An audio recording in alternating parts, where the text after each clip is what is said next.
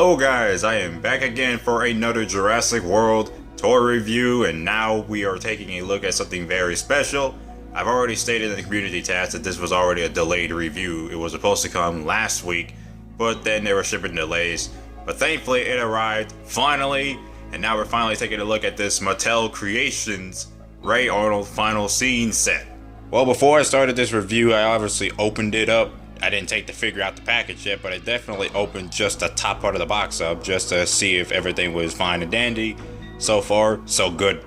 So before we actually, get that particular figure out of this obvious box, we're just gonna take a gander at just how freaking iconic and beautiful this backdrop is. Everything looking exactly how it should be. It looks really freaking amazing. The whole maintenance shed, I just really love the way this is designed. The danger high voltage like fencing, and then this log over here that Ellie Sadler apparently jumps on. Flipping over to the other side, get more of that scenery. Same with this side, if you can see it. Yep. Up here, we get the iconic Jurassic Park logo up on top of the sky. Down here, nothing special. At the back, of course, we have a description of the figure set itself and what was supposed to happen in the movie, but definitely didn't happen because it was obviously way too flippin' graphic.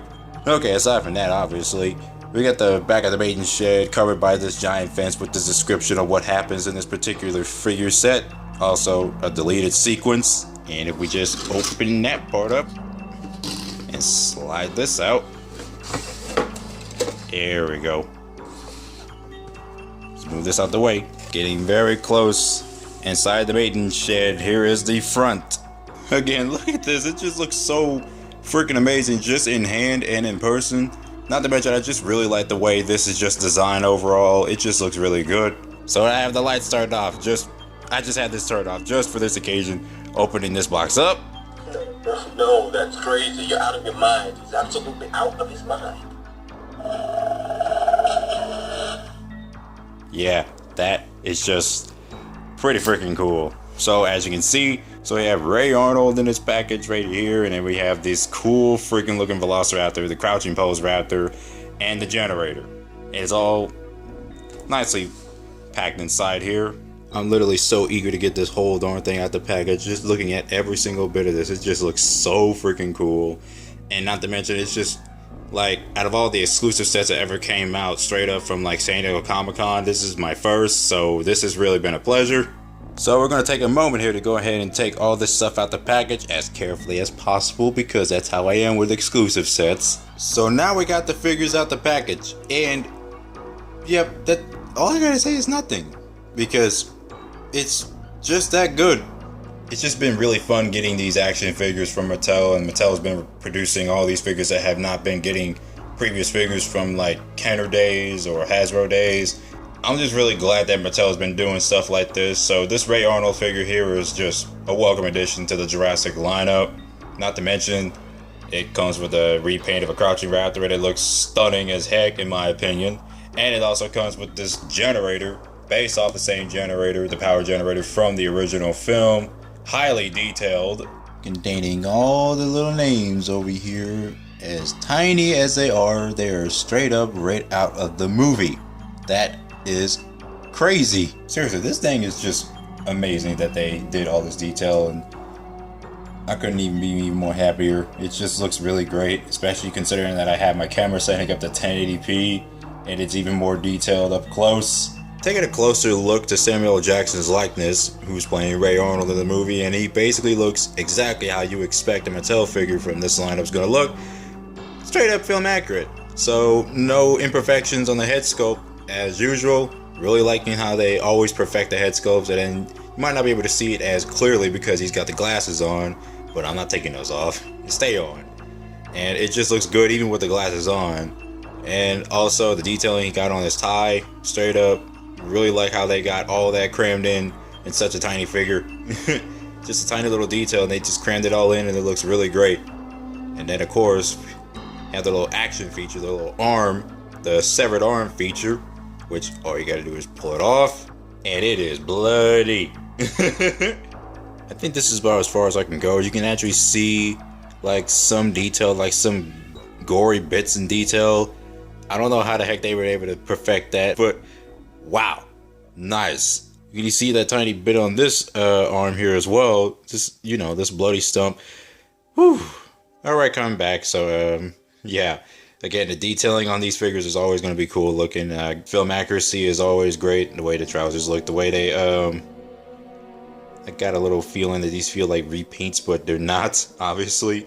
I don't know, it's just the knees. Maybe these are new sculpts and I'm just being a little, you know, can't say nitpicky because I'm not really nitpicky about this set. Everything about this, just the detailing they got on here looks really great.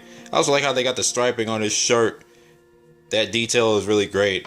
Kind of wish that Jurassic Park 3 Alan Grant figure from the Legacy Collection story pack from 2019 had the similar detail like that on his shirt, but it was never there. So basically this figure makes up for that tiny little missing detail, but it's only on this figure, but not on the Alan Grant figure. Going back to that leg ordeal I was talking about with the lower knees being reused, I was obviously wrong about the Ray Arnold figure.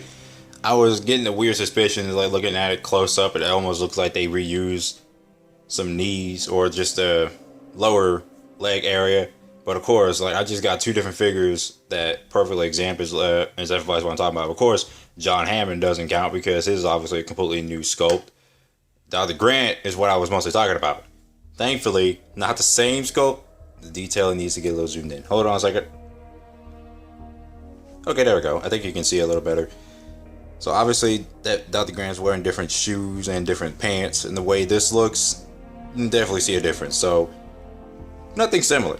Overall, Ray Arnold is a perfect figure. No problems with it whatsoever. That's all I have to say.